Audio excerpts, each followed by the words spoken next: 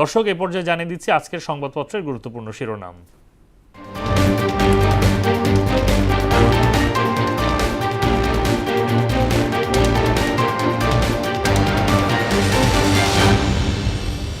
শুরুতেই দৈনিক প্রথম আলো। প্রথম আলো শিরোনাম করেছে জ্বালানি পরিস্থিতি নিয়ে, গ্যাস সংকটের সঙ্গে চলছে লোডশেডিংয়ে ভোগান্তি। এছাড়া আলোচনা সভায় মির্জা ফখরুল বলেন, আমি দেখছি যে কিছুই বদলায়নি। দৈনিক ইত্তেফাকের শিরোনাম, খলিলুর রহমান সার্জিও গোর বৈঠক, দ্বিপক্ষীয় সম্পর্ক ইতিবাচক অভিমুখে এগিয়ে নিতে চায় ঢাকা ওয়াশিংটন। এছাড়া 3 প্রতিবন্ধীর হাতে নিয়োগপত্র তুলে দিলেন প্রধানমন্ত্রী। দৈনিক সমকালের গোলটেবিল নিয়ে শিরোনাম, শিল্প বাঁচাতে চাই সুষ্ঠু জ্বালানি ব্যবস্থাপনা। এছাড়া গ্যাসের দাম বাড়ানোর প্রস্তাব পেট্রোবাংলার।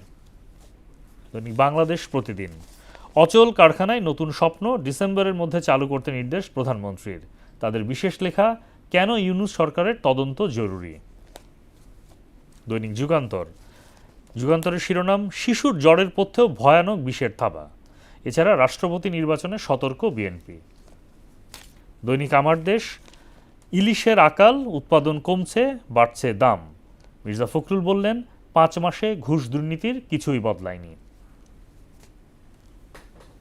দর্শক, এই ছিল সংবাদপত্রের গুরুত্বপূর্ণ শিরোনাম।